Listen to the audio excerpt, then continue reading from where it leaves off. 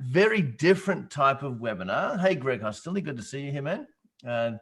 And hey, Dana, look at you. And Danny Meyer here as well. Look at that. So team, this is going to be a webinar which is going to be purely interactive. I have no slides, right? There are no slides. And the reason I've done it this way is because you've all filled out my profit time profiler, my scorecard.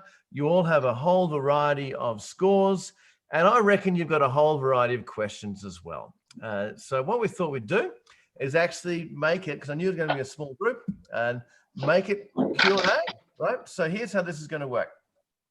First of all, down the bottom in the chat, I want you to just pop up the chat and just tap in where you're from, right? Because we've got people from all over. I recognize a few faces, but some I don't recognize at all. So in the chat, where are you from? Anchorage, Alaska. Oh, cool. I've never been to Alaska. Excellent. Philadelphia, Ontario, Cleveland, Ohio. Greg, I know that. Corpus Christi, Texas. Brisbane. Where's Megan from Brisbane? You're up early. Where are you, Megan? There you are. Cool. Yes, I'm here. Good morning. Good morning. Look at you. Blackstone, Ontario, Edmonton, Alberta. Carl, we work with a firm called KWB in Edmonton. Love those guys. Laura Cook from the UK. Wow, Laura, what time is it there? Are you 8 p.m. for you, Laura? Saskatchewan, Canada, and Sydney as well. I didn't think we'd have many Aussies on. So welcome, everybody. So I'm Rob Nixon. Some of you know me, some of you don't. We're also joined by Wendy Miller. Wendy, education coach. There's Wendy. So team, this is going to be, as I said, interactive. Very interactive. We've got a small group. So the question is, the big question of the day, what do you want to know? And we'll go into detail. What do you actually want to know? You've got a 48-page report in front of you. It tells you all sorts of cool things. It tells you your score, of course, which you put in there. It gives you a column of what you should be doing at that particular piece. But what do you actually, Switzerland as well. Sandra, wow, this is cool. But what do you want to know? What do you actually want to know? So everyone gets a Guernsey here, and I'm going to pick on you one at a time, right? Everyone gets a Guernsey. Everyone gets a turn. We're going to start with you, Donna Carr, and we're going to do spitball Q&A for the next 80, 90 minutes. Donna Carr, take it away. What do you want to know about what you've got in front of you? This is the first team and our full team. Hang on, Donna, are you on Dana's team? Yes. Okay, good. I want to skip you, Dana and Greg, because you're already into this, right? Okay. Let's go here. Scott Kriegel, you're up. What do you want to know? Unmute yourself, start talking.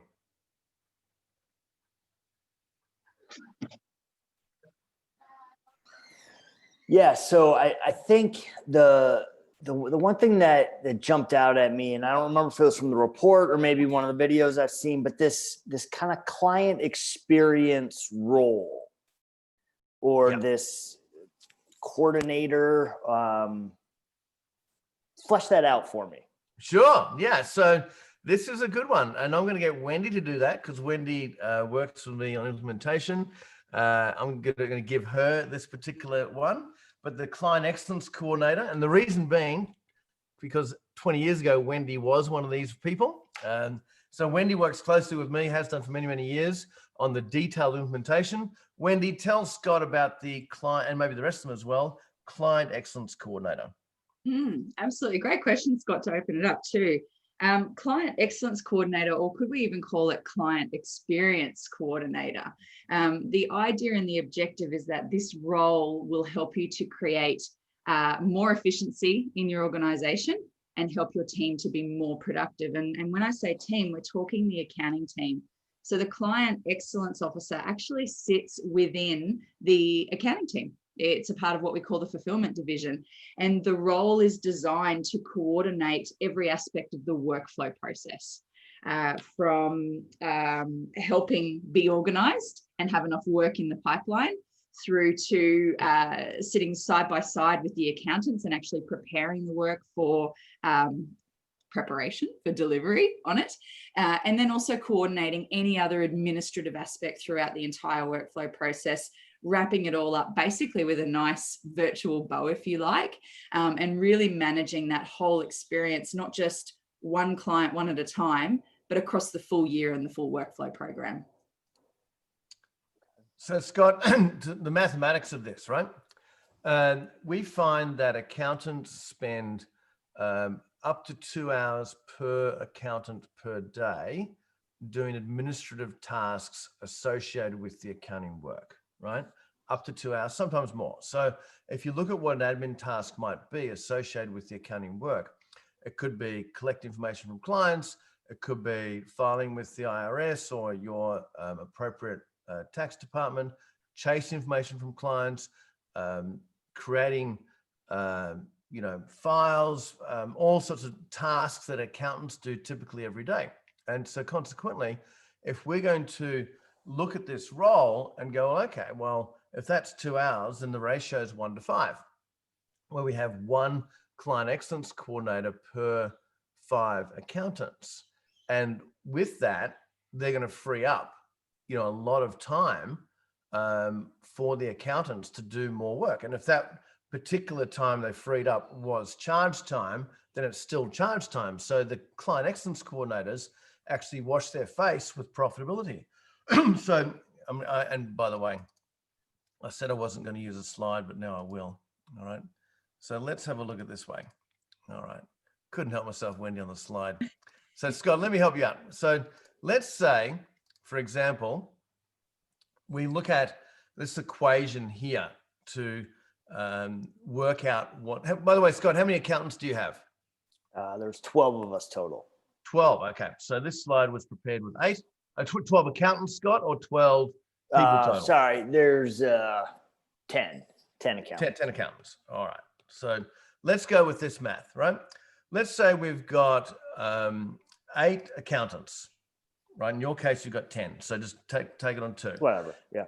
Yep. If you believe it, 2 hours admin per person per day, 5 days in the week. By the way, it's up to 3.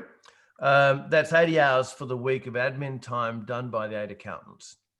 If we take the 80 hours down here, and let's say the shop is open for 50, then we've got 4,000 admin hours getting done in the shop annually with 8. 4,000 hours, and let's say the average hourly rate is only $150. That's $600,000 worth of capacity by hiring 2 people of new capacity. Economically, it makes sense. A lot of sense. And does this role, how technically, trained is this role? So Wendy, what would you say are the qualities of the CEC? Yeah, we get that question all the time, Scott. And it's the first question. It's like, do they need to be a technical person? The answer is absolutely no. And as Rob says, what are the qualities that we want to be looking for in this person? Absolutely a strong communicator, somebody who's not afraid to speak with your clients, but also speak with your accountants alike. I would say strong attention to detail. We are talking about being able to look and differentiate at financial documents and being able to not necessarily understand them and read them and decipher them, but know what they are and know where they are to be placed and positioned. Organizational skills. The one thing about the client excellence coordinator role is that the work is actually never done. The accountant might get to start and finish an actual accounting job, but the client excellence coordinator is always going to have assembly. They're always going to have lodgements. They're always going to have timeframes to manage. So somebody that is highly organized and knows how to structure and schedule. And the final thing that I think is, there's a whole lot of things that are super important for this person in this role, but I would say project management skills, because there's so many moving parts to workflow. So I would say somebody who just has the ability to track and measure deadlines, report on them quickly and easily, and basically have fun. Good. Scott, there's probably 800 grand's worth of opportunity in this role for you as far as capacity. Depends on what your margin is right now. And the people, these team members are typically cost recovery as well. So I would say do that. All righty, let's go to Canada. Carl Ferguson, where are you, Carl? I can't see you on there. Carl, give us a camera. Ask a question. What's on your mind? Unmute yourself, Carl. Carl Ferguson. All right. Nope. All right. Eric Schreiner, you're up. I can see you there. Unmute. What do you want to know? Well, appreciate this. And to me, that report that was printed was pretty much overwhelming because I'm a very small office. I've got a office manager and one staff accountant. So it just seems like a lot of this stuff is, just too big for me. So. And So also, you're from Australia, something like that. Yeah. How can you help me in America? We're helping 50 firms right now in the US. So 2 of them are online right now, Greg Hostilli and Dana Sutherland. So we're working with firms in 5 countries right now. So Netherlands, UK, USA, Canada, and Australia, and the wonders of Zoom. But Eric, I think your question is, where do you start? Is that more the question? Or yeah, it almost, I'm trying to take a sip out of a fire hose. I mean, it just seems like, yeah. I mean, you're, it seems like your minimum is almost like 10 accountants or something. So as a small firm, first of all, you've got to decide on how big you want the firm to be. What's your desire? I've seen, I think the smallest firm I ever coached, Leanne Rudd, she was 254 grand in revenue. You always remember the one, right? And I said to her, Leanne, you're very small. What's your objective? I want to get to $1 million as quick as possible. She got to 750 in the first year, and she got to $1 million the second year after that because she was motivated. And when you're a small firm, it all relies on you. Even some of you larger firms that are on, the partners are doing too much heavy lifting, and too much relies on the partners. What happens if you take the partner out of the equation? What happens if you take all the revenue from the partner does out of the equation? How much profit's left? And typically there's not a lot, right? Even in a 3 or 4 partner firm, if the partners are chugging out 1,500 hours a year, there's not a lot left as far as profit for the rest. So you've got to make a decision. Do we smash through that barrier and grow to a size that is sustainable? Because most accounting firms without the partners aren't sustainable at all. I just wrapped up an interview with a firm in North Dakota, sole practitioner, doing 7.5 million in revenue. He does no chargeable time, but it wasn't always like that. I remember a sole practitioner I coached here in Australia was doing $1 million in revenue and he was full on, like 100%. Now he does 17 million in revenue and about half profit, but still a sole owner. You can make this business as big as you want, but you've got to be motivated and you can take the steps to do it. So Eric, with you, get some quick wins in pricing, get some quick wins in cash flow, some referrals for marketing, and then start reinvesting in the business. Thanks. All right, cool. Let's go to Texas. Danny Meyer, I can see you there. Unmute. What do you want to know? There's about 40 items I want to know, but Sure.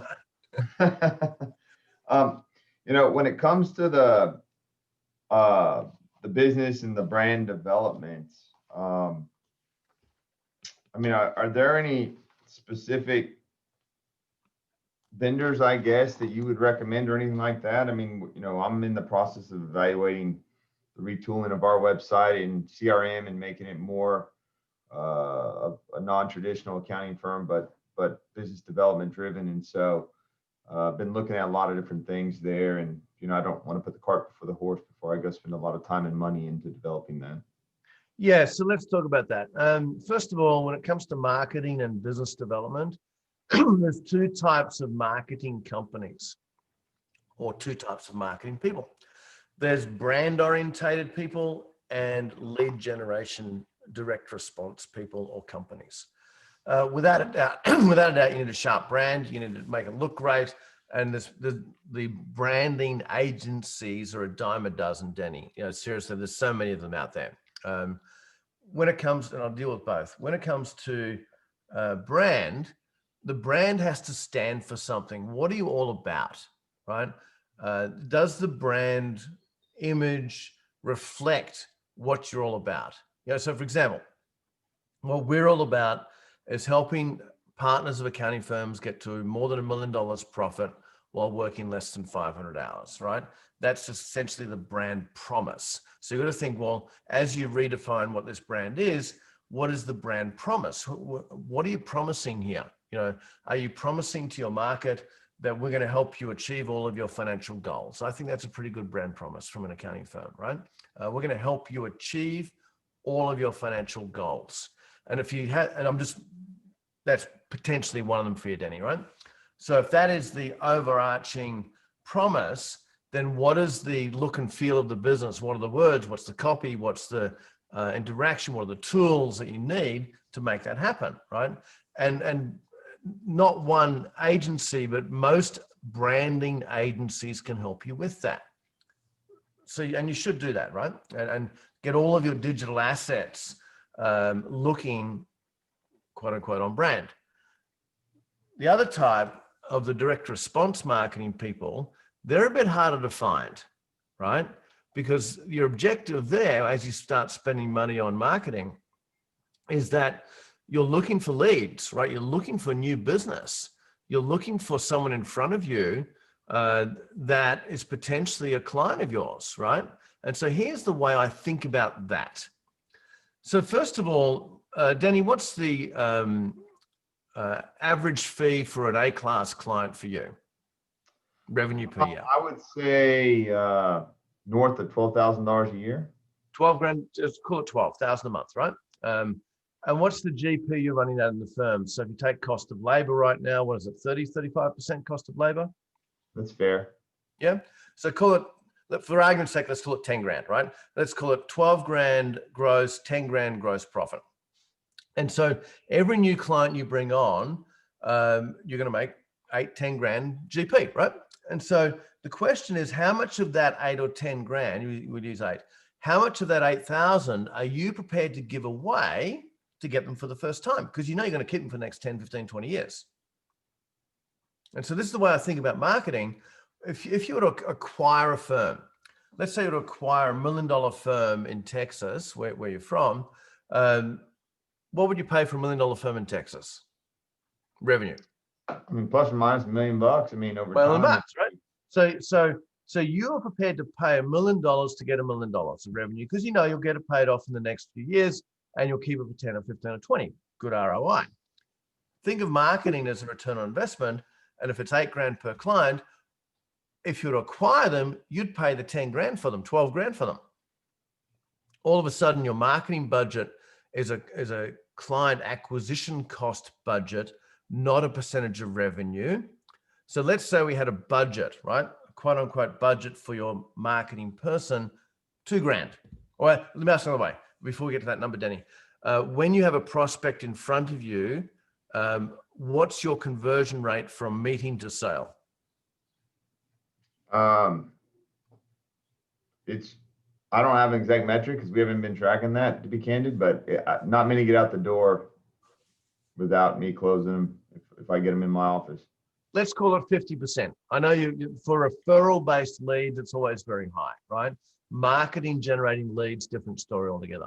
So call it 50%. And let's say you only wanted to spend 25% of the first year's GP for your total client acquisition cost. So the GP is 8 grand, you want to spend maximum 2, you convert 50%. The budget now is $1,000 per lead. So you go to the marketing people and say, all in, labor, whatever method of attraction you use, email, Facebook ads, LinkedIn, whatever it is, all in 1,000 per lead. You keep it under 1,000, I'll convert 1 and 2, right? You keep it under 1,000 and you're making 4 times your money in year 1. And you'd cash flow that every single day as fast and as much as you could. So you're looking for two types of marketing folk. One is brand orientated. And by the way, Judy Defoe, we're going to you in New Jersey next, so get ready. One is going to be brand orientated, which is a sunk cost, right? Once off cleanup. I don't know what you're going to spend on that, 5, 10, 15, 20 grand, who knows? It depends. And then per lead is a separate cost altogether. Good questions. All right, Judy, New Jersey. Unmute, show us your pretty face, ask me a question. I guess for me, it's when do I hire that manager between myself and my staff? So we're currently 6 people, including myself. And I feel like, I can't get out of my own way because they come to me with too many questions and I'm the one who has to do the review.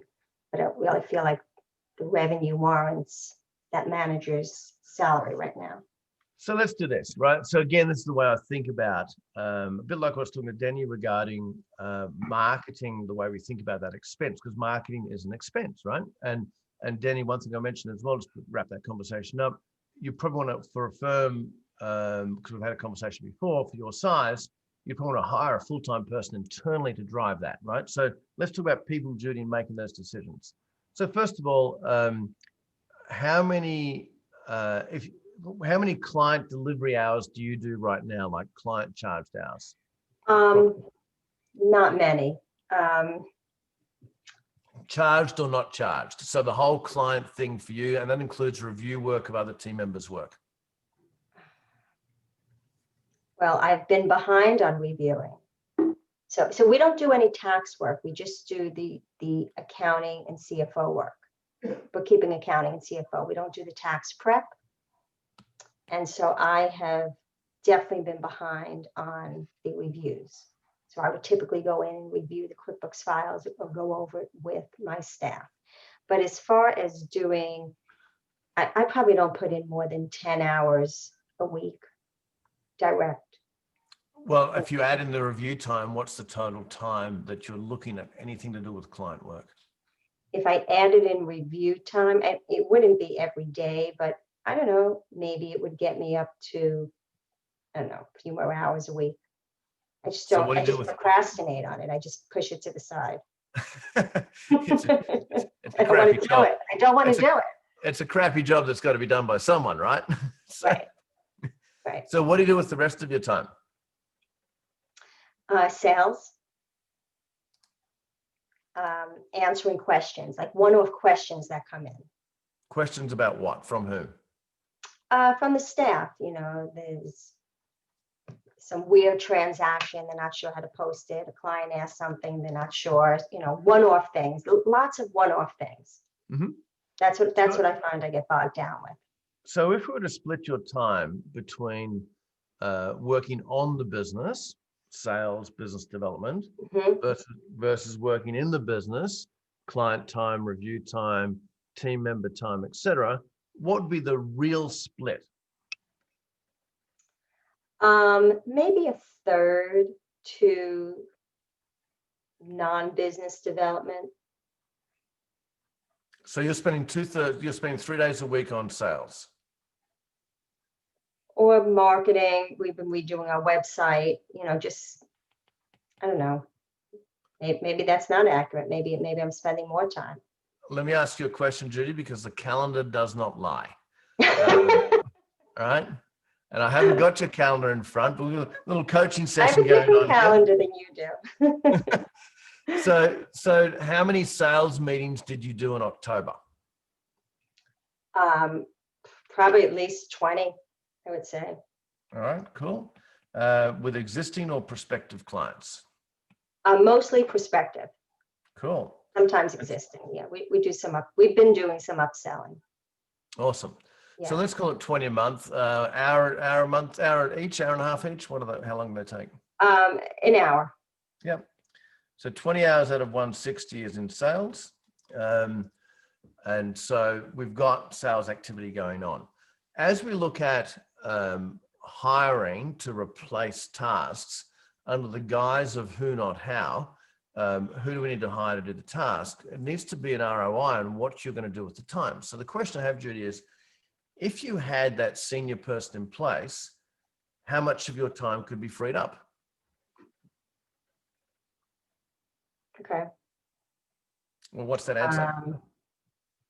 Well, if they're trained and they could be me, I could probably free up half my time. So another 20 hours a week. Mhm. Okay. What would you do with the 20 hours? I don't know. I guess how to figure out how to, get more clients, build the business better, just focus more on business development. Yeah. So you'd And take some reinvest that, time off. Take some time off. of course, but we'd reinvest most of that time into business development to grow the Mhm. business. Correct. That's what I would be doing. Yeah. So then we look at, okay, let's say we got able to free up 20 hours a week, and let's say we could do another 10 sales meetings a week. Another 10. Mhm. When you do a sales meeting, back to the question I asked Denny, what's the conversion rate from meeting to sale? So we're doing a lot of LinkedIn marketing and email campaigns. So to your point, it's not as high as it would be on a warm lead. Probably maybe 20%. And when you make a sale for a new client, what's the typical fee for a new client for you? About 1,500 a month, between 1,000 and 1,500 a month. So 20K. So if we did 40 sales meetings in the month, we get eight new sales, and that's 160 grand for the year per month. Would be nice, but that's not reality. Well, what's reality then? Well, we just started the LinkedIn maybe 4 or 5 months ago. So it's just gaining traction now. Actually, right before COVID. Yeah. So Yeah. it just, again, Judy, it comes down to the maths of what you're going to do with the time and what you're going to get back from that time, because if you do client work, you can get $200-300 an hour, and you can do that all day. There's plenty of that to do. I But don't if want to do that. I don't want realize to. that. I realize that. Who does, right? So we want to build a business here, not a practice. Right. But if you're going to be in the practice world, being a practitioner, you'll get $200-300 an hour. But if you hire someone to do that, whatever that role is, and you can reinvest that time into a sales role, and you meet with a prospect for an hour, and you're going to have 5 meetings to get a sale, but you get 20 grand out of it. Sounds like a no-brainer to me. Right. And you've got a machine happening in the background with your LinkedIn work right now. So why not hire the person, free up, and make some sales and grow the business? Okay. This is fun. What's that? This is fun. It's fun. It's Yeah. scary. And I know I've got a few problems with my webcam. Not too sure what's going on with that. So we'll just have to put up with that. All right, let's go to James Nogala. Did I get that right, James? Yep. Unmute. What's on your mind? Ask a question. You've got an awesome report in front of you. What do you want to know?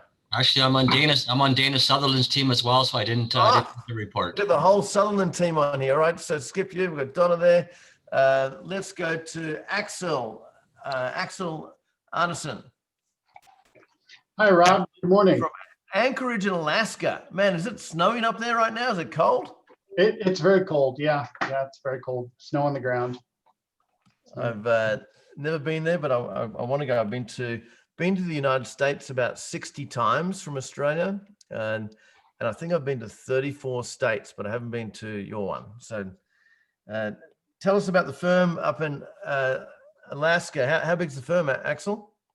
We have about 35, 36 right now, and 6 or 7 of those are admin.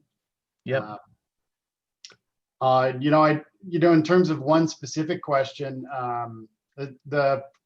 we went through the questions, and Yeah, it's really, we scored low on almost every single area. It's the only, there's a couple exceptions where we're like, yeah, we're on track on this measure.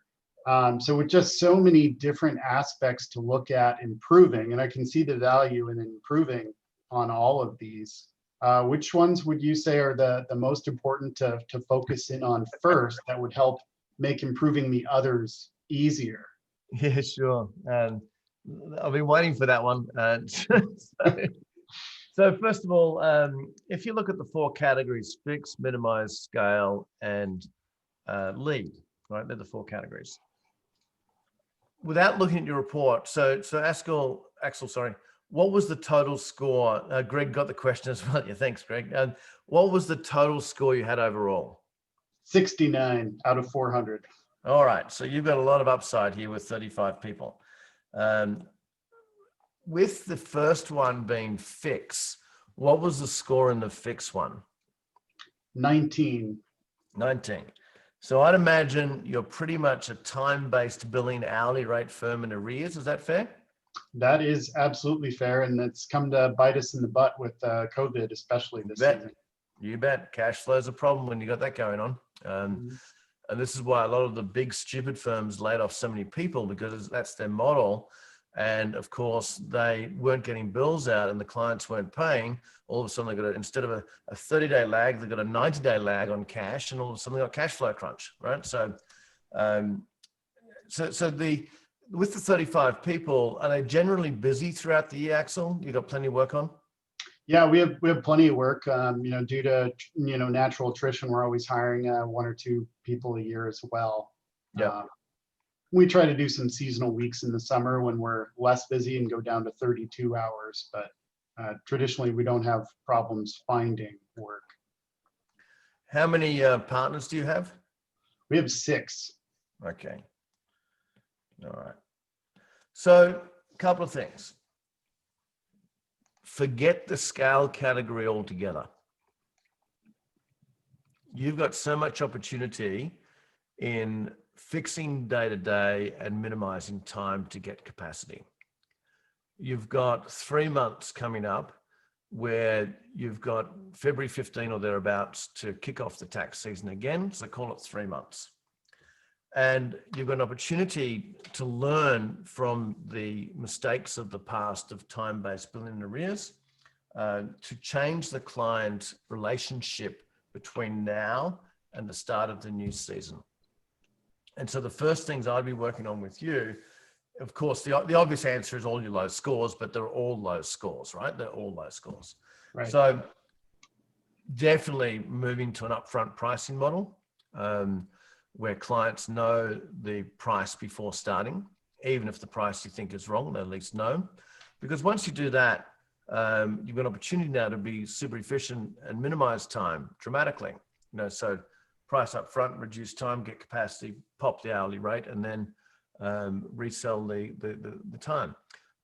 For the next 90 days, Axel, I'd be focused on upfront pricing, packaging to monthly recurring revenue. So not to put too fine a point on Axel, but the firms that have monthly recurring revenue, as in a big percentage of their annual revenue is monthly fixed fees paid by the month by ACH or credit card, they had no problems whatsoever in the last 9 months. I believe that. Yeah. So, but that process to move clients to monthly recurring revenue, 12,000 for the year, 1,000 a month, whatever it is, package, takes about 2 to 3 hours per client. By the time you meet with the client, explain to the client, administrative function with the client, it takes about 2 to 3 hours. So you can get a bunch of them done. But I'd imagine with 35 people, your revenue about 3 mil, Axel, something like that? Closer to 7 mil. 7 mil. You guys are punching the hours out big time. I can see it a mile off. Yeah, production, like I said, is pretty good, but I look at the report and I can see how much more we could be doing and I feel should be doing with the skills we have and the people. You bet. And back to the, Scott's question on the client excellence coordinator, huge opportunity there for you as well to leverage the accountant's time. And that's going to save, you know, we 35 people, you pile on, you know, 5 to 7 client excellence coordinators will free up the capacity of them, and you'll be able to do so much more revenue. Are the partners aligned, Axel? The 6 partners? That's the first problem right there. I think I could get them aligned maybe, but yeah, they're not. Drag them kicking in. Was it you who did the scorecard test, or they all do it together? Oh, I did it. Yes, Yeah. they're the exact model of working in the business rather than on the business. Yeah, yeah, they're pushing 2,000 hours each out a year.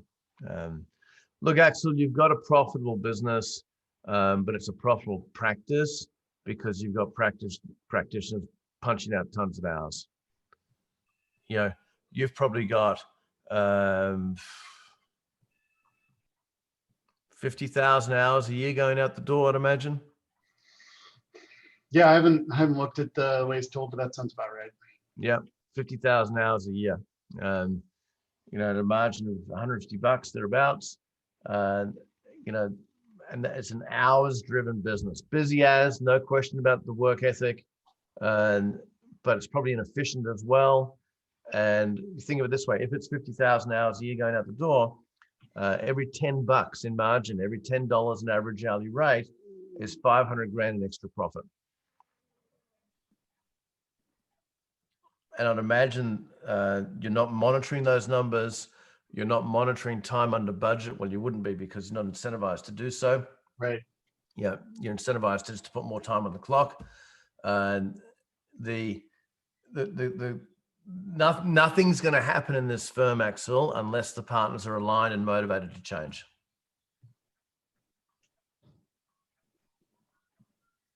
So I'd be saying share the report with them and see what their reaction is, and see if they want to change or not. Thank you. You're welcome. All right, let's go to Switzerland. Sandra's up late. Love Switzerland. Sandra TP, you there? Show us your camera. Sandra's there. Unmute and camera, Sandra, if we can. Hello. Here we go. Hi. Hi. So I feel like I'm crawling with all this. I scored very low on everything on from the report. So I have a long list of things I need to do. So right now I'm just trying to get used to a lot of things, and especially the pricing model. After like 25 years working with the Big Four, and then now, you know, in Switzerland, trying to get clients used to this idea of charging the time by the hour. And then now I'm like, oh, I have to change it all again. Yeah, so this is probably the first thing on my list for the new year. Yeah, and also I have been trying to hire somebody, and it's been a little bit difficult to kind of find the right people, because my firm is actually not accounting, it's more tax consulting, and it's trying to find the right person, because it's like they have to speak a number of languages and be technical and all that. So it's been quite hard from that side. So I feel like I'm behind everyone on this one. All right, let me help you out. Let me help everyone out. This is going to be a little thing you might want to write down. This will be a writer-downer. So first of all, you have to remember, team, this is not your client's business. This is not your team member's business. It is the owner's business. And as that, I take a very selfish view towards business. The business owner, the partner, you're taking all the risk. It's your signature on everything. It's your insurance. It's your credit card that gets used. It's your mortgage online in some cases. It's your line of credit, your overdraft. It's all on you, right? every single team member you hire today will leave in the future. That's just the way it rolls, right? They all leave. Who's always left? The owners are left, right? We're left. They all leave. And that's cool. At some point in time, they leave. Some of them come back, but most of the time they leave, right? So as a result of that, shouldn't you design this your way and you set the rules and then find people, employees, team members, and clients who work by those rules? You see, business by design. And the challenge is with all of you, I think, from only spoken to half a dozen of you so far, is you have legacy things going on, right? You don't have a complete blank sheet of paper to do a restart, a reboot. So this happens over time. I want you all to ask yourselves, not today's webinar, but just to write down these 5 questions and then reflect sometime on your own, maybe with your life partner, the answers to these 5 questions. Because when you answer them truthfully and when you answer them really selfishly, right? Selfishly is a better word than truthfully. You'll come up with a bunch of business rules that you live by. Here's the 5 questions in order, by the way, for redesigning this business your way. Number 1, what do you want your business life to look like? Looking around the Zoom call with 28 people on it, looks like we have an age range from about 30 to 60. But at the end of the day, we're not all in business forever, right? We're not here for the next 20, 30, 40 years. So it might be 10 for you, whatever your age is and age of business. What do you want your business life to look like? So what do you want to be doing? What are the rules of business for you personally, right? Not the business, you. So for example, which clients do you touch or not touch? How much travel do you want to do? One of the business rules I have with my wife, Natalie, is if I'm away for more than 2 weeks, she comes with me no matter where we are in the world, right? Business life. And I decided that I wanted this business to be able to run from a small computer and iPad. So consequently, and some of you are from Australia, but many of you know of Australia, some of you have been to Australia, we have a beautiful country. In a few months, I take possession of a mobile office. And so the mobile office, so I've got a SUV, another one on the way in a couple of weeks, and then I'm going to tow my mobile office. It's going to have satellite, 4G, because I want to travel around Australia with laptop, with big screen, with satellite, the whole thing, because I want my business life to be mobile. I don't want to be bound to a desk. Do you want your business life to be X number of vacations per year? Do you want your business life to be, you know what? I just can't touch any work under this amount. Question 1, designing your business life, your professional working life. Question 2, what do you want your numbers to be? So numbers, now we're talking business numbers. Revenue, profit, revenue per full-time equivalent person, accounts receivable, 0, right? Work in progress, average hourly rate, number of offices, profitability, personal earnings, you know, et cetera, et cetera. What do you want it to be? You know, I've seen sole practitioners, I mentioned before, do 17 million in revenue. I've seen 20 partner firms do $17 million in revenue. I've seen 2 partner firms do 10 million in revenue. I've seen profitability as high as 72%. That's the highest for a 3 partner firm I've ever seen. 72% profit. Typically, when we coach firms, we can get them to 55 to 60% pretty easily. But interesting that 72% profit firm, 3 partners, the partners are only 20% productive. 20% productive, as in 20%, what's that? 300 hours a year each, 400 hours a year each for client work, but punching out 70%. This business you've got can provide. After 26 and a half years working with accountants now in 18 countries, and Sandra, I've not actually been to Switzerland, so we don't class that as you number 19. So, but all the other countries worked in, after 26 and a half years, seeing so many different models and seeing what's achievable. I know of a partner in an accounting firm in Asia who's a billionaire because of the accounting firm. You can have whatever number you dream up, whatever you want it to be. This accounting business can provide. I mentioned I was talking to this firm in North Dakota this morning. One partner, 7.5 million in revenue, one partner, one owner, going for 10 as the next goal, and he'll go to 15 after that. What do you want your numbers to be? Question 3. What products and services do you want to sell, as in the business? What products and services? If you want to do bookkeeping, then do it. If you don't, then don't.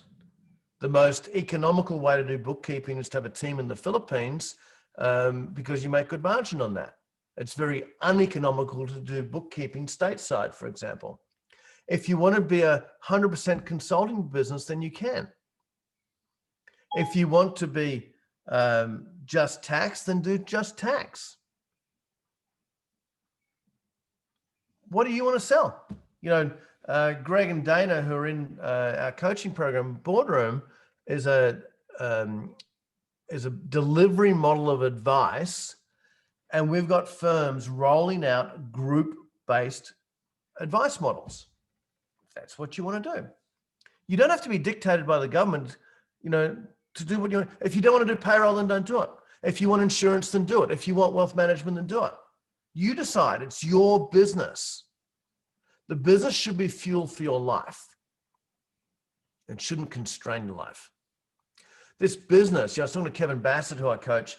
I don't know whether you picked up on the videos that we pump out, but Kevin, we got him to $1 million this year. 2 years ago, he was not in profit, sole practitioner in North Carolina. And I said, what does the next 10 years look like? He said, I'm building generational wealth now. He's got over the hurdle of lifestyle, right? Now it's generational wealth. Awesome, I love that. This business can provide. What do you want to be doing in it, your business life? What numbers do you want? Whatever you want them to be, including your personal time in the business. What products and services do you want to sell as a business and market and deliver? Number 4, what culture do you want? So we're talking about the people you employ, the location of them, the style of how you operate. We've had 3 firms that we coach during COVID completely ditch their office this year. The beautiful thing that COVID has given to all of you accountants has been the gift of communication acceptance levels. Communication acceptance levels have changed. Eric says, how can you help me? We help you via Zoom, right? You can help all your clients via Zoom. Axel, you're in Alaska, you can have clients in Hawaii, you can have clients in Florida, wherever they are. It doesn't matter anymore, right? How cool is that? The culture can be virtual if you choose. You might say, you know what? I love the idea of an offshore team, not an outsourced team, but an offshore team in the Philippines. An old client I used to coach years ago, kid you not, right? He lives in a tree house in Bali. I can't make this up, right? The owner of the accounting firm lives in a tree house in Bali. His team are in the Philippines. His clients are in Western Australia. How cool is that? Right? He lives in a tree house, right? That's what he wants to do, then go your hardest. This is my clubhouse. And if you go on, I'll actually put you on here. I built a golf course in the front yard. This is the clubhouse for the golf course. It's because that's what I wanted to build. as far as culture. I've had the fancy office. I've had 5 offices around the world, tens of people. This time around, I said, no, my office is my man cave, my clubhouse, and Wendy works from her home office up in about an hour and a half away. And then we have a part-time person in Darwin. And then we have 2 people in the Philippines as well. You decide the culture. You decide the behavior. You decide the type of folks you want to employ and how you work with them. Because it's your business, not theirs. And you find people want to work that way. Question 5. Question 5. Who is your ideal A-class client? Who is the client? Very specifically, who is the A-class client?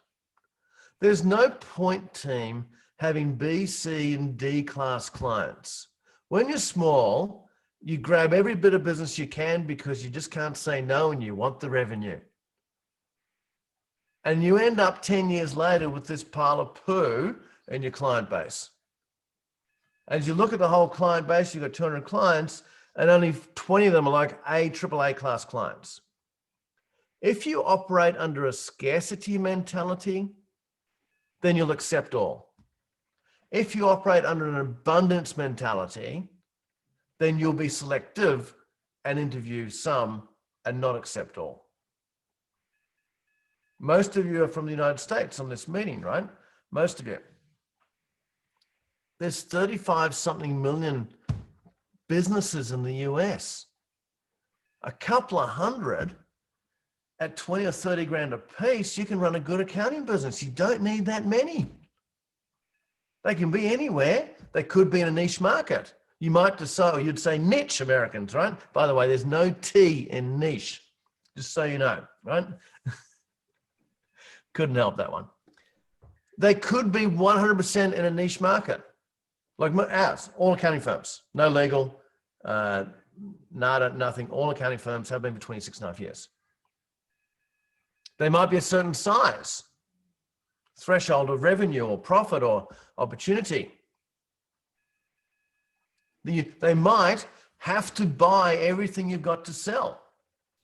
You decide, right? Because it's your business, not theirs. And then once you've wrote out these rules, and Sandra, you're the one who prompted this whole tirade going on here, so it's all good. Once you write, but it's useful for you, I'm sure. Once you write out the rules to the answers, it'll take you 2 to 3 hours, maybe 4. I've done this professionally 3 times in the last 12 years, 10 years, 3 times. Once you write out the rules, the hardest part is sticking to them. That's the hardest part. But if you stick to the rules, you'll have a business by your design, not by default. Business by design starts with, what do you want your business life? What numbers do you want? What do you want to sell, market, and deliver? Products and services. What culture, people, location, style? And then clients come last. Whoever told you the customer comes first is a crock. You come first. I come first. The owner comes first.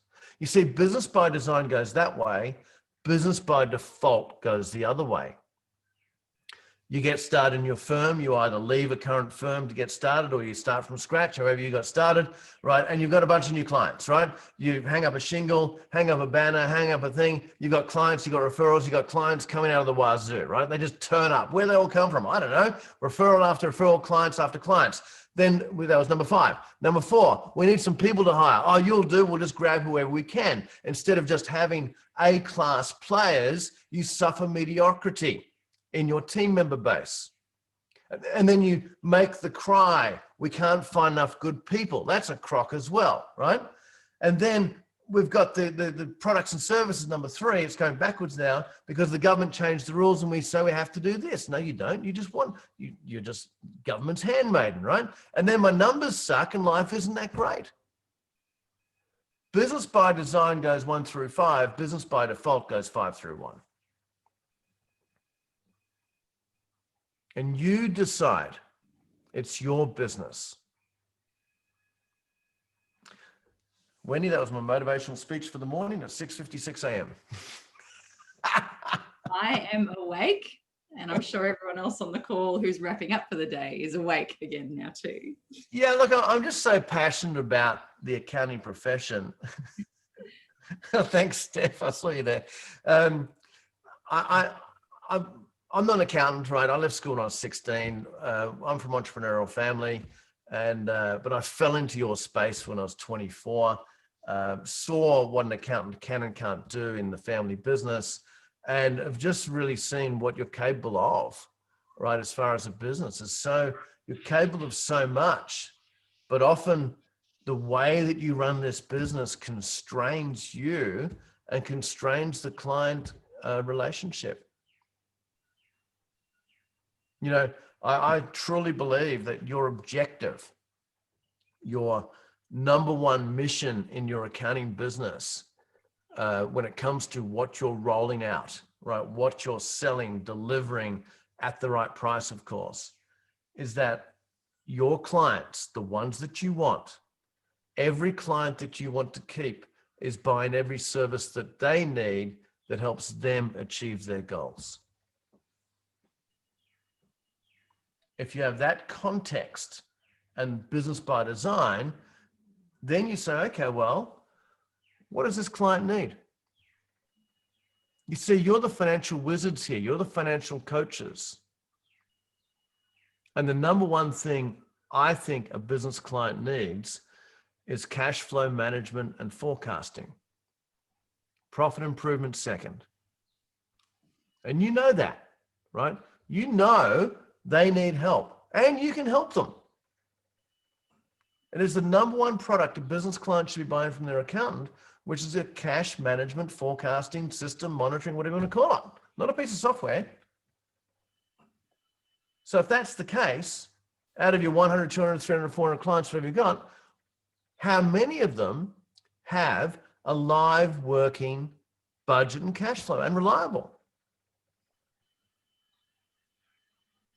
But then I hear, oh, some of them don't want to buy it. Now, let me tell you a story about a two-partner firm in Perth, Western Australia. Love this story. Firm of Brentnells, two partners, Tony and Chris. Tony Manise, Chris Mandufus. So in a coaching sessions, this is business by design rolled out, right? This is beautiful. And I said, okay, what do you guys want to deliver? You know what we need? I think we need to deliver this package to the clients. So we fashioned up a minimum service package to the clients, right? Which included annual forecast, budget, quarterly monitoring, and all the tax compliance work as well. They had 256 clients, 256 business clients, and they wanted to deliver this package. So systematically, they met with the 256 and said, going forward, this is the minimum package that we want to put you on. 130 said, I don't want that. They said, no worries. Here's a business card of a guy across the road. He'll gladly take you on as a client. They actually gave away, these days I'd say try and sell them, right? But they gave away 130 business clients. They're now left with 126. Their average fee per client immediately jumped to $26,000 because the service package was higher. A couple of years later, we did it again, and we increased the level of the service package, and we whittled the client base down to 72. So another 50 or so gone. But their average fee per client is now $44,000. And they're in Perth, Western Australia. I was telling that story in a seminar about 3 years ago in Perth, when we could do seminars, right? When that was a thing. And I was telling that story, and a guy puts up his hand in the front row. And there's 120 people in the room. I can still see it, Novotel Hotel in Perth. He says, give me the microphone. So here's the microphone. And he says, I was the guy across the road. And then he said the following: I got 130 clients that were right for me. That, my friends, is Business by Design rolled out. Having the guts, the courage, the kahunas, whatever you want to call it, right? To say, no, this is our minimum pack. And going forward, if you're not buying it, then someone else will take you on. We give all of our coaching firms courage pills, right? So, Greg, have you eaten all yours yet? You still got some left? Yes, I'm left. There's some left. You've got to tell me when they get low. We'll send you some new ones, man. The courage pills are actually pricing pills, little inscription on the back, hard to read. Pop them and you'll get some more courage. They actually work a treat. Dana, how yours going? Still got a few left? Yeah. Cool. All right, James Nagola, take it away. What do you know? What's on your mind after my 15 minutes of diatribe there? Unmute first. James works for, I'm sorry, we have to change the company names. Oh, yeah, they're all from your firm. Okay, so who's not from Sutherland & Co? Who's not? What about David Nudston? Nudston. David, are you there? Here we go, David. There you go. Hi, Rob. Hey, Yeah. good to see you, man. Yes. You know, kind of going through that list there that you just gave us of those 5 questions, I would definitely say we start at 5 and work backwards up to 1. I think that's it's probably reflective of our score that we got on that. So I guess my biggest question is, if somebody decides to work with you, what does that look like? Like, what kind of involvement do you have? Does your staff have? What kind of involvement do we have then in it? Because we're very much reliant on the partners to produce the results right now. And so I know our number one thing is we would need to fix that. But just trying to get a gauge of, like, I kind of think if we sign up with you, it's like pedal all the way down and we're going pretty fast. Yeah, So, yeah. There's no let up. How many partners you got, David? there's 3 of us. Yeah, cool. And how big's the head count? How many people have you got? There's a total of 8 people here. Okay, so yeah, the heavy lifting is done by the partners on those ratios straight away. Mhm. Yeah. So we work with firms now on 4 levels, right? We coach them on 4 levels. First of all, leadership. By the way, these other 3 levels have only happened this year because of COVID, right? As an opportunity for you. So we've always coached the leadership, worked with the partners to get change happening in the firm with whatever it is. And the objective is to actually, Greg says, working with Rob and Wendy is a full fire hose. All good. Exactly, Greg. Right? Okay. So working with the partners, and the objective, David, and this is for all of you, right, is to move those scores closer to 8s for all of them. You'll get a few 10s, like, for example, the 10 on technology, the 2 tech questions, internal and external. You can nail those on 10s. Most of them you might get to 8s, right? So whatever that looks like for you, that's the objective. Move the needle on the scores, you end up with a better business. So we typically just work with the partners. Now we work definitely with the partners, of course, but also many of our firms we work with have marketing. So Danny, you were talking about marketing before, marketing managers or marketing agencies. So in a separate forum, we actually hold them accountable, because as I said to Denny, the objective here is that, lead generation. So how many leads did you get for Denny? Oh, we got 10. How many are you supposed to get? 20. Well, what's going on? And so we get all the marketing folks together to, brainstorm and discuss and get facilitators. That's the second level we work on. Third level is the workflow team. So we call the fulfillment manager. So this was Scott's question on the CECs. We get the CECs and all the fulfillment managers together in a separate forum because we want them to be firing on all cylinders as well. So Wendy leads those forums. And then the 4th one is once a quarter, we actually, because of Zoom and COVID, we have your whole team with all the firms, and we can have, quite a few on the Zoom, doing a workshop exercise to get your team engaged. So David, this is all about engagement. This is all about buy-in and then implementing change. So as Dana and Greg know, there's work to be done, right? this business got it to the position you're in, now, but what could it be? What could it be if those numbers were all 8s, right? If that score was 8 all the way through, so what's that, 320 plus? What would this business look like? And to do that, most firms take 2 to 3. What was your score, David, brother? What was your score? It was 93. 93, yeah.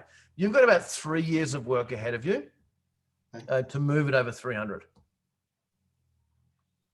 But the rewards are there. You move that score over 300, implementing systematically, and you will have a different looking business altogether. Yeah. But in answer to your question, Greg, we've been working together for about a year now. Give some experience share to David on that. Well, and if I wasn't so damn stubborn, I'd be farther ahead, but I've got 38 years of bad habits I've acquired first that I'm shaking loose. And that typical CPA reluctance of confrontation. But the format and the structure is so good that once you really sit down and understand that you are trying to run a business, you're not trying to be an accountant. And I tell my group, when I introduce myself, I don't have a degree in accounting. I never wanted to be an accountant. I find myself owning a firm after all this time, and this is, I've got a certain plan as well. But the point is that if you work at it and think, and Rob, thank you. I'm sure we have this somewhere else, and we've done this before, but the 1 through 5 reinforced it again for me today. Build what you want to do. I came here to build a business. I used to have a sign on my desk with some certain numbers based on a particular strategy. Didn't come through, but it doesn't mean you can't have that kind of business acumen and business goal for yourself if that's what you want to be. If you want to be an accountant, you can be an accountant. And I just know that being in this industry for 38 years plus, that nobody enjoys filing deadlines and staying at work late at night. So for people who don't appreciate you. So that's the benefit I found, working with them and being held accountable. Because I'm at the top of my pyramid here. There's nobody else to talk to. There hasn't been for me for a long time, and it is good to have somebody to talk to sometimes too. Yeah, Greg, it can be lonely in business. It's lonely in business. Yeah. David, specifically on the scorecard, what questions do you have? What help would you like today? I guess, I'm certain our first thing is probably, I'll say staffing.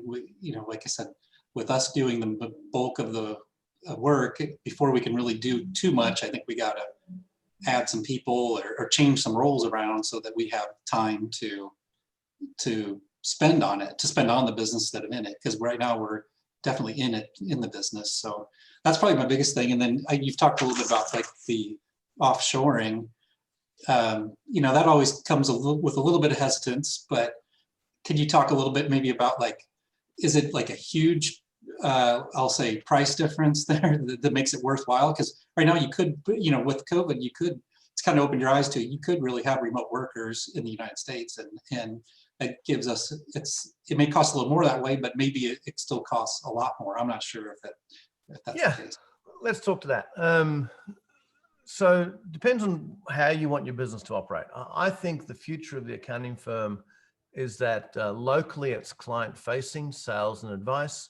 Everything else is done somewhere else. That somewhere else could be another country. We have firms that use India.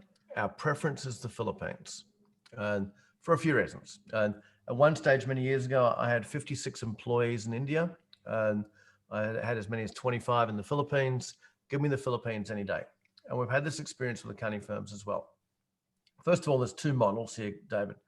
There's one model of outsourcing, another model of offshoring. Outsourcing is where you typically send work to a bureau and they have a team of people who do your work and it comes back. You've got no idea who's doing the work, right?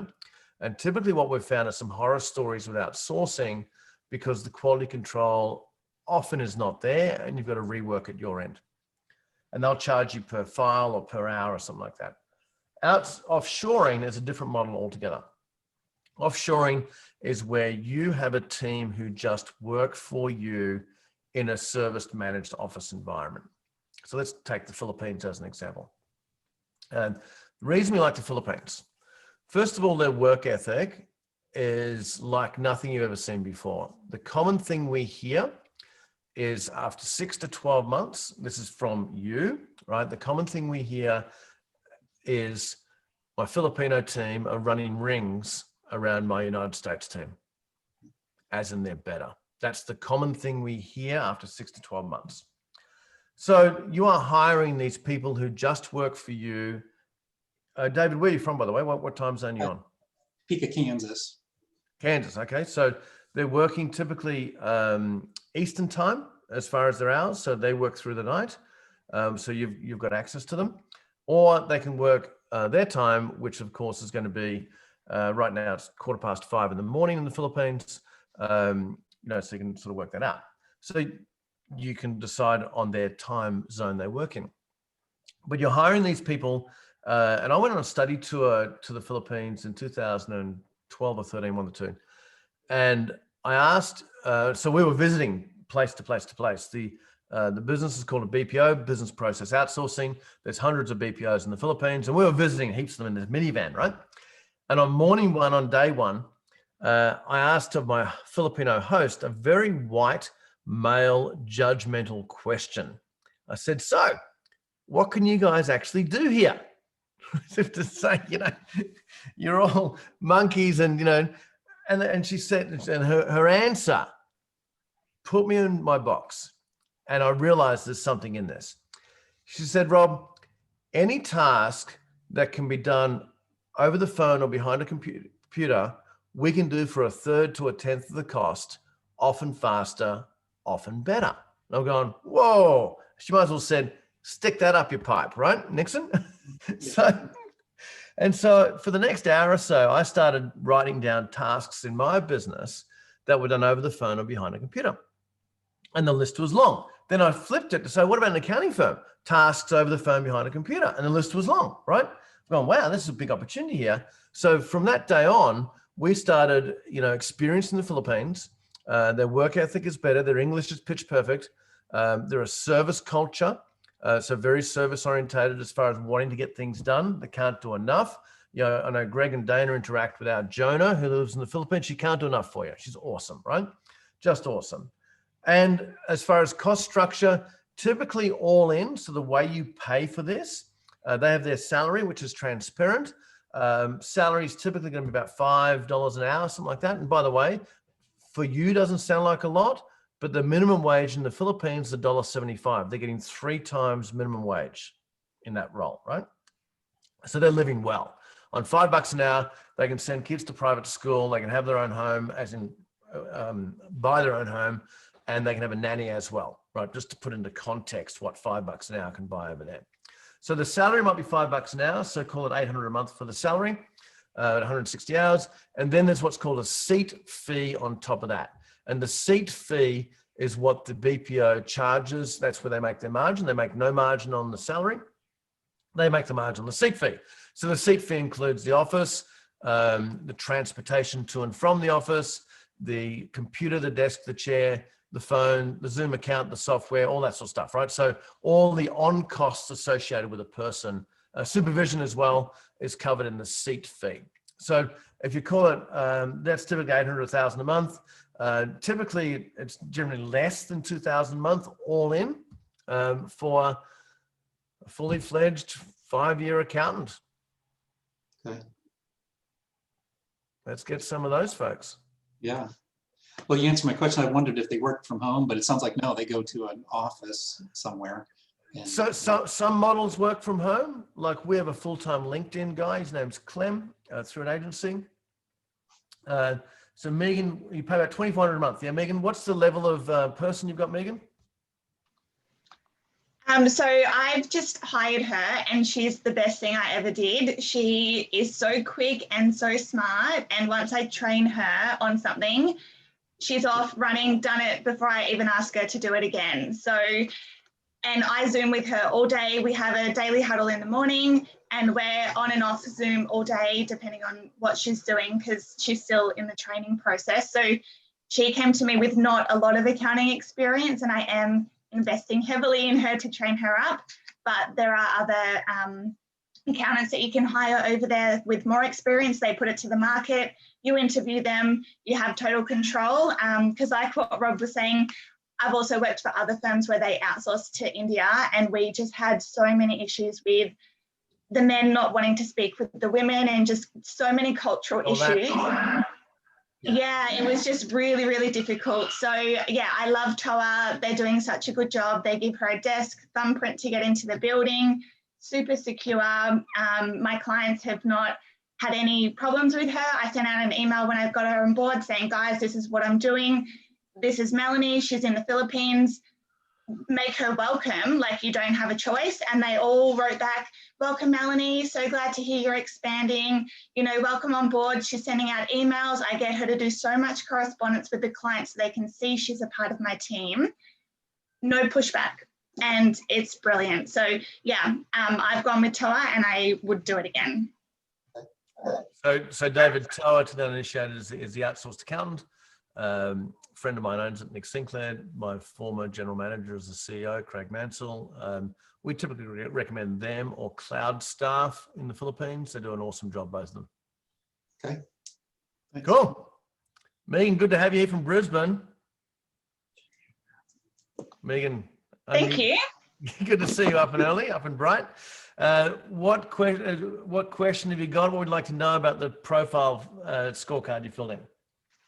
Okay, so issues that I'm having revolve around finding opportunities and then selling them to the clients. So I'm getting used to asking different questions. So as you learn your accounting profession, it was pretty old school, the accountants that I worked with. So it was very compliance based, but moving into the more advisory field for my own firm, because clients have needs that others aren't fulfilling. So yeah, I'm having trouble going, all right, what questions are going to get me the right answers or the right information from the client so I can analyze that and figure out what they do need from me, because clients don't know. If I ask a client, what do you need help with?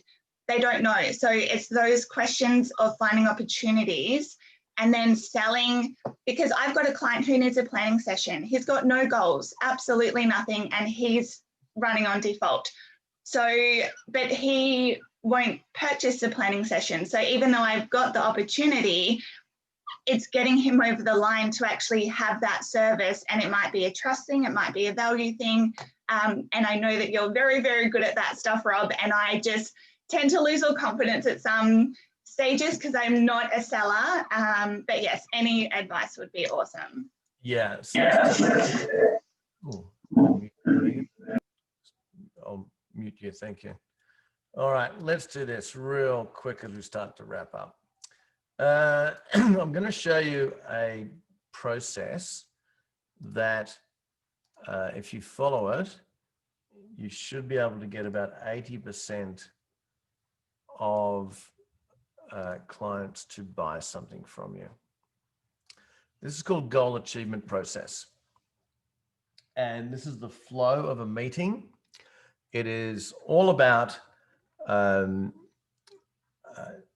finding opportunities with the client and having them buy it from you. All right. So this is all about asking questions in a very specific order, Megan, and for all of you as well. So we've got an existing client and we want to help them under the context. As I said before, all clients buy all services that helps them achieve their goals. So welcome, set the scene. We've got a meeting. Always want to help. Want to ask some questions about your financial life and discover some immediate issues and solve those. So before you get into solutions, because often, Megan, accountants go into solution first rather than background first, right? And so you might have in your mind, they need a planning session, they need this, but there might be something different there. And so what we're going to do is go into the background. So I can really help you, I need to know more about what's going on. Now, some of these statements you already know the answers to because you've already got the P&L, the balance sheet, they've been a client 5 years, right? But so you might know the revenue and the profit, but hey, Bob, let's talk about cash flow first of all. On a scale of 1 to 10, 10 being as much cash as you want, 1 is you're struggling, how would you rate your cash flow right now? And they go, 2. Well, can you expand more on that, please? And so, well, you know, we're always juggling, always hitting the overdraft line of credit. I had to put money in last month. You know, it's a 2. Okay, we're going to come back to that. What about debt? What are you all in for debt? You know, so including everything, investment properties, we've got line of credit, we've got credit cards, we've got loans, things that you don't see, by the way, Megan, right? What's the debt total? Oh, 1.3 million, right? Now, we know the business generates this, but what cash generating assets do you have? You might know the growth rate over 3 years, you may not, right? Ask the question. This is an awesome question to ask for an existing client. So when you started this business 10 years ago, what were your goals when starting out? Oh, I wanted this, I wanted this, I wanted that. Okay. How's that worked out for you so far? Well, it hasn't really lived up to it, right? No. So how much of your time is in the business? Oh, I'm just working like mad, 60 hours a week, whatever. So how well will this business operate without you? What's your current insurance going? Now, not rapid fire these, having a conversation about these questions, right? How well do you think your assets are protected? When was the last time your wills were updated? You're going deep into the background, right, to understand what in the hell is going on today. Then you're switching gears and say, right, let's talk about what you want to achieve over the next 3 to 5 years. What revenue would like? You know, here we're going to help you achieve. Our objective is to help you achieve your financial goals. What revenue would you like? Oh, we're doing 1 million now. We'd love 3, right? What about profitability? I'd love to get it to 500,000, right?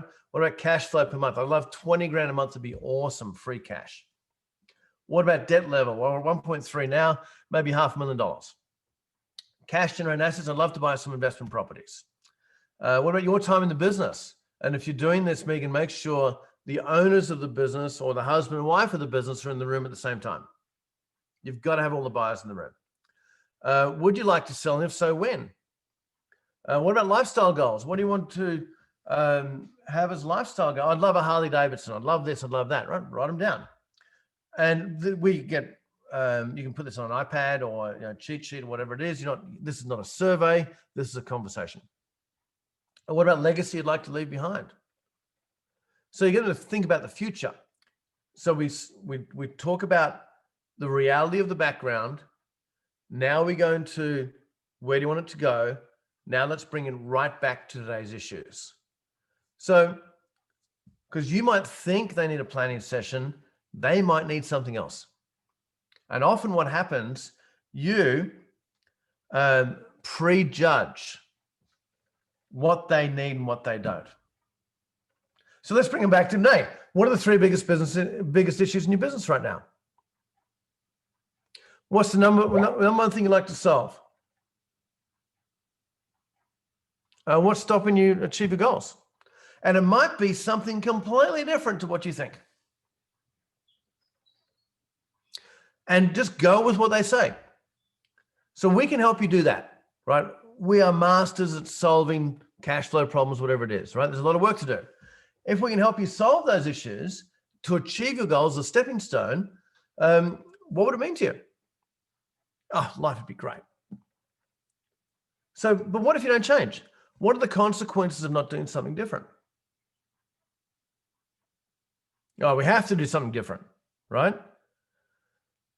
We're not selling a planning session here, Megan, right? We're helping them solve the issues. And so to get started on this, is this a later or sooner project for you to get started on? Oh, we've got to get doing straight away, right? Okay, here's what's going to happen from here. I'm going to send you an implementation plan. We're going to have a follow-up meeting. You'll need a chance to read that. In that plan it's an implementation plan. There'll be detail of how we're going to help you solve those issues. so that we can build building blocks to achieving your goals. There'll be a fixed price through there. I need to work that out, but I'm going to come back to you. Today is Thursday. I'm going to send that to you by close of business Friday. When we have a chance to read it over the weekend, great. Can we meet again on Monday so that we can work out what we're going to be doing here? Sound good? Sounds great. You just went through a sales process. Okay, so Rob, do you charge for that meeting, or is that something that you sit with the client? Yeah, that's like a data finding meeting. It's a sales meeting. Okay, cool. Thank you. That was helpful. Welcome. All right. Now, here's a, first of all, enjoy. Has this been useful? Brian had a Bailey to send me a note. Has this been worthwhile, team? Useful? Sort of free formed? I don't know. I had no idea where this was going to go today. I just thought, oh, we'll just do Q&A, a little bit of fun. I'd like to help, right? Wendy and I would like to help you. And so we're already helping Sutherland and already helping Greg Hostilli as well. For the right type of firm, our objective is to take you to $1 million profit while working less than 500 hours. And the likes of Scott, Denny, definitely Judy, Axel, if the partners are aligned, David with the 3 partners, and maybe some others haven't spoken to as well. Would love to help you, right? Let's do this. Why don't we line up a one-on-one session? And I'm just going to pop in into the chat a link. We'll do a 25, 30-minute session one-on-one with you. Get the partners engaged. So David, get all 3 partners. Scott, you sound like a sole practitioner. If you can, Axel, get the 3 partners and the 6 partners if you can. If not, then let's not have the meeting. And let's see if we can help you achieve your goals. Let's unpack the scorecard a little bit more. Let's answer questions around that. And let's spend some time on Zoom over the next week or so and really see, to help you achieve your objectives. Because no different to you with your clients, our objective is to help you achieve your goals as well. So let's have a one-on-one meeting with those that want some help, and let's make some money and let's have some fun and have lots of time off as well. All right, let's do it. Team, I've enjoyed this. Let's see if we can take the next step, and let's see what we're going to do here, because you've all got an interest to improving your firm, but to do this in a structured way, as Greg was saying, he's been at it for 38 years. It's time to change this business. All right, team, looking forward to meeting a few of you. Looking forward to really helping you and progressing these firms further. We wrap up with 2 minutes to spare. Hope you enjoyed that. Enjoy reading the report, going deep into the report. Make sure you share it with all your partners, Axel, because they might want to read that. And team, I look forward to seeing you on the other side. All the best. Bye-bye. See you guys.